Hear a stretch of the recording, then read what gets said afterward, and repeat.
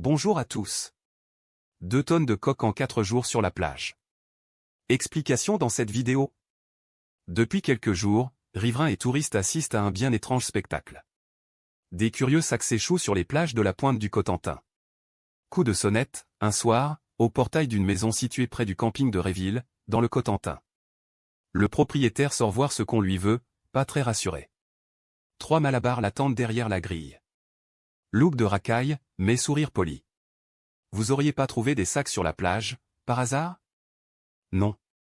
Pourquoi? Si vous en avez, on peut vous les racheter 8 000 € pièce.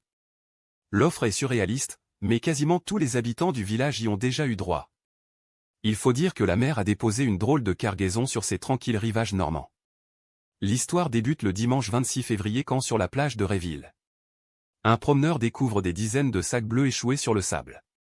Les paquets, parfaitement étanches, sont reliés à des gilets de sauvetage pour assurer leur flottaison. À l'intérieur, une substance compacte, ressemblant fort à de la poudre blanche. Alertés, les gendarmes confirment vite les soupçons, c'est bien de la cocaïne. Il y en a 804 kilos. Et ce n'est pas fini. 3 jours plus tard, nouvel arrivage sur la plage voisine de Néville-sur-Mer. Même sac bleu, même système de flottaison. Mais, cette fois, il y en a 1234 kilos. 2 tonnes de coques en 4 jours. Une marée blanche. Valeur à la revente de cette pêche miraculeuse? 150 millions d'euros.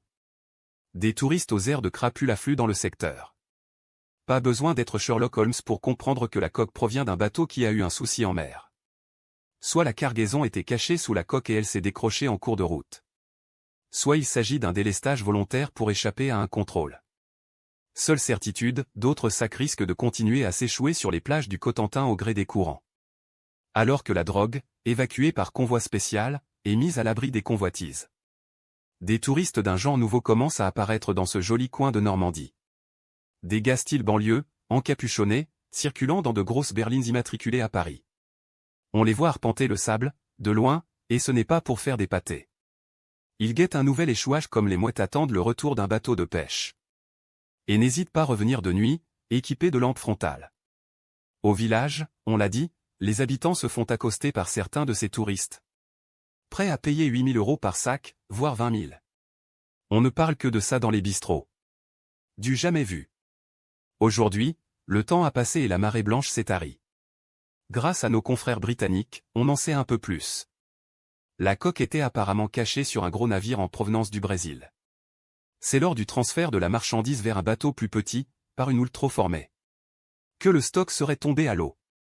Craignant d'être repérés s'ils passaient des heures à tout récupérer, les trafiquants auraient préféré repartir. Aujourd'hui, la pointe du Cotentin a retrouvé sa tranquillité. On peut de nouveau y aller à la pêche aux coques, sans se tromper d'orthographe, en toute sérénité. Merci d'avoir regardé et si vous avez aimé cette vidéo, n'hésitez pas à la partager avec vos amis et à vous abonner à notre chaîne pour ne manquer aucune de nos futures vidéos.